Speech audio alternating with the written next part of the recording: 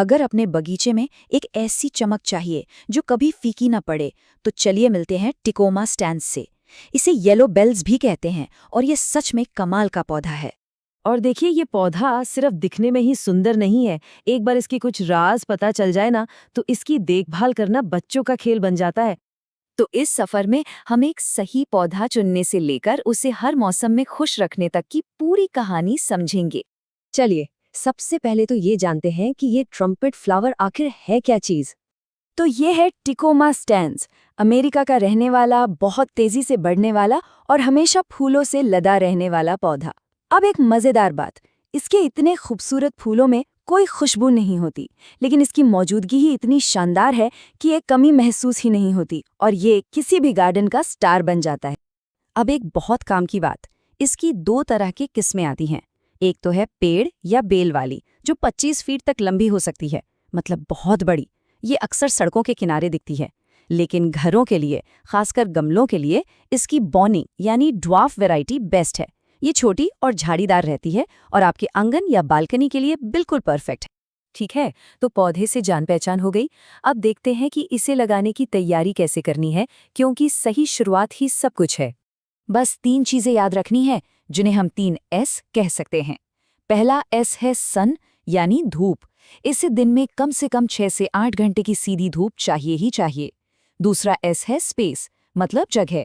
Nursery से लाए गए पौधे के रूट बॉल से बस 2-4 इंच चौड़ा गमला काफी है। 10-12 इंच का गमला शुरुआत के लिए बहुत अच्छा रहता है। और तीसरा S है सॉयल, यानी मिट्टी, और ये सबसे जरूरी है। मिट्टी ऐसी हो जिससे पानी आसानी से निकल जाए।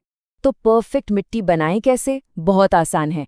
50% तो ले लीजिए कोई भी नॉर्मल पॉटिंग मिक्स, उसमें मिलाइए 50% कंपोस्ट या गोबर की खाद। ये हो गया इसका खाना। और आखिर में पानी अच्छे से निकल जाए, इसके लिए उसमें 1 मुट्ठी मोटी रेत या परलाइट मिला दीजिए। बस तैयार है एक ऐसी शानदार मिट्टी जो उपजाऊ भी है और जिसमें पानी रुकेगा भी नहीं। पौधा लग गया, अब बात आती है रोजाना की देखभाल की। चलिए, इसका एक आसान सा रूटीन सेट करते हैं।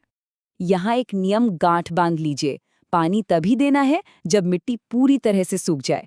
ये पौधा कम पानी तो झेल लेगा, लेकिन ज्यादा पानी बिल्कुल नहीं। ज्यादातर लोग यही गलती करते हैं। अब बात करते हैं खाने पीने की। पौधे को महीने में 1 बार कोई बैलेंस्ड फर्टिलाइजर या जैविक खाद दीजिए, लेकिन सिर्फ वसंत और गर्मियों के मौसम में। इसे आप इसका समर डाइट प्लान समझ सकते हैं, जो इसे ढेरों फूल खिलाने की ताकत देता है। अच्छा, एक सवाल जो सबको कंफ्यूज करता है, इसकी कटाई छटाई यानी प्रूनिंग करें या ना करें? चलिए, इस कंफ्यूजन को दूर करते हैं। देखिए, इस पर 2 अलग-अलग राय हैं। कुछ लोग कहते हैं कि फूल खिलने के बाद या सर्दियों के आखिर में इसकी हल्की छटाई कर देनी चाहिए। इससे पौधा घना रहता है, साइज में रहता है और नई टहनियां निकलती हैं।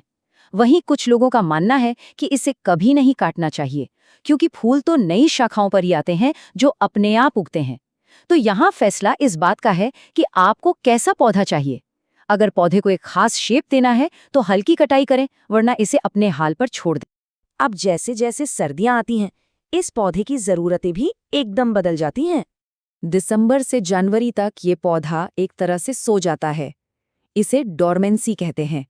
इस समय इसका विकास रुक जाता है और ये अपनी एनर्जी बचाता है। अगर कुछ पत्तियां झड़ भी जाएं तो घबराने की बात नहीं, ये नॉर्मल है। इस दौरान इसे जबरदस्ती बढ़ाने की कोशिश बिल्कुल ना करें। तो सर्दियों की चेकलिस्ट बहुत सिंपल है। पहला, पानी बहुत कम देना है, तभी जब मिट्टी एकदम सूखी लगे। दूसरा, खाद पानी बिल्कुल बंद, पौधा सो रहा है, उसे खाने की जरूरत नहीं। और तीसरा, अगर पौधा गमले में है तो उसे पाले से बचाने के लिए किसी शेड वाली जगह पर रख दें। चलिए, अब एक प्लांट डिटेक्टिव बनते हैं और देखते हैं कि छोटी मोटी मुश्किलों को कैसे सुलझाएं और एक खुश पौधे को कैसे पहचानें। सबसे आम सवाल जो आता है, पत्तियां पीली क्यों पड़ रही हैं?